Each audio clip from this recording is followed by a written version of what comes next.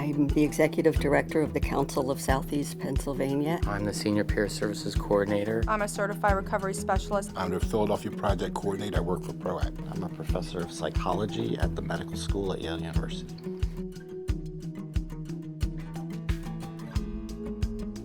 Peer support means that a person who is in recovery, him or herself, either from a mental illness or an addiction or both, are offering support and mentoring and role modeling and hope to someone who's not yet in recovery or who's not as far along in recovery as they are. My recovery story begins in May of 2011. I was 23 years old when I went into treatment. For 43 years, I haven't used alcohol or any other drugs. There are many pathways to recovery, and sometimes people are not always aware of that. See, I eventually learned that I didn't have an issue with drugs and alcohol. It wasn't that type of an addiction. My addiction was a little different. My addiction was pleasing everybody. And that was an addiction in itself. It wasn't until drastic things started happening to me, where people were cutting me off, where I was noticing that the drinking really affected my life. I had an extremely difficult time saying no. I would do things to help people beyond what would really be the right thing to do. I had a family, took money from my family to pay off other people's problems, to solve their problems. I had gone to about 5-6 psychiatrists during the course of my lifetime. Not one of them was able to help me. I was actually incarcerated. I was released in January of 2012, and I actually got sworn into the Bucks County Drug Court program. I've been always looking for Sean Anonymous, and I haven't found it. That group that's been tailored just for my needs. So I really didn't feel a deep connection to the 12-step groups. I wasn't connected to a church community or anything like that.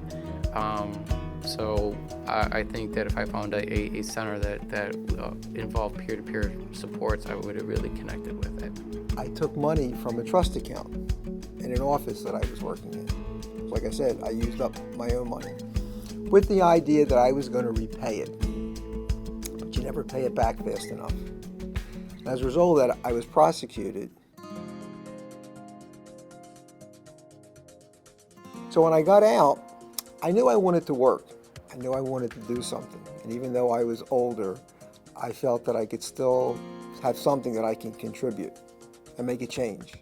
I had heard through my brother that PROACT had a very well-balanced recovery program that's full of education, free education, where you could take classes, you could volunteer, and you would get a lot of recovery support. So I saw an opportunity, a place where I could hopefully make a difference and make a change. I paid more attention to getting involved and engaging at PROACT, to coming to the center and working with different individuals. Based on positive and negative experiences that I went through, I had a calling to enter into the field and to give back. So eventually I was able to meet with the people at PROACT and start working as an independent contractor with my class. It seemed to be a very good fit to get involved in the behavioral health field, because that's where I had my problems. The counselor that I had back then was a positive role model for me, and I said, I think I could do this job based on, my personal experience, and that's what led me to go back to school, get educated, and then get involved in the field. I started meeting with recovery specialist Rick, and he helped me to set measurable goals for myself and kind of gave me that guidance as to where I kind of wanted to be further along in my path of recovery. So if there was something that I was going through, he either had gone through it or knew somebody that had, and it helped me to see that there was hope, because working or going to rehab and working with like therapists and counselors, they have most of their knowledge from books, where he had that life experience.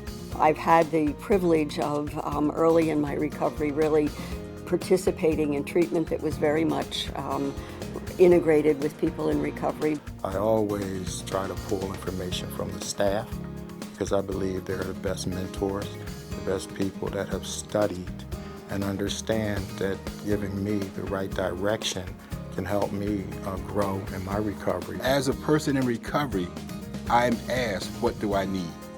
What can I contribute to help myself? And I think that by showing and providing that peer support, that people like me and people that walk through those doors, they could see that somebody else has gone through the same thing that they're going through, and it can be done. After treatment, had the opportunity to really spend a lot of time with people who were in their own recovery, who were generous in sharing both skills and services to me. We'll have folks that might be mandated to come into our center. So they come in, they might be in a bad mood, I don't want to be here. And when we meet them at the door and we treat them with dignity and respect, they elevate for that. So we're coming at a completely different way than they're experiencing in most other settings that they're involved with. I actually work with a lot of drug court participants, so since I graduated drug court, that's huge.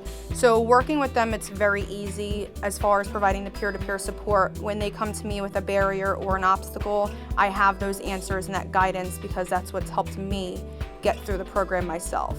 That goes a long way to break down those barriers, and now they start to get involved and they come here because they want to. So when they know that that person has been there or in recovery, they don't have to feel that that person is negatively judging them. They start looking at the volunteers, the certified recovery specialists as role models to take the next step.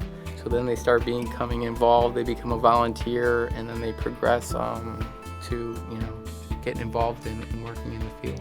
There was a lot more awareness from the addiction field that it was no longer an acute problem, but we also began to treat it like a chronic illness. And what are the roles that peers could really play in helping to have people both before treatment, during treatment, after treatment, and many times in lieu of treatment. We have a great volunteer that came in here. His name is Greg, and I talked to him the other day, and I said, remember when you used to come in here for services? He goes, I never came in here for services. I said, well, you remember when you used to come in here before you were a volunteer? And he said, yes. And I said, you remember how nice you were to us? He goes, I was never nice to you. And it was just the environment that he was in, and he was watching everything that we did.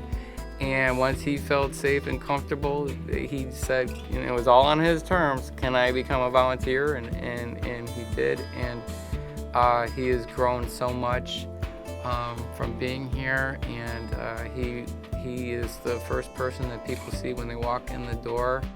My recovery is a product of peers and peer support. I believe peer support works very well because it's easy for us to relate to what they are going through. We've been down that same road. I started learning that this is my sober house.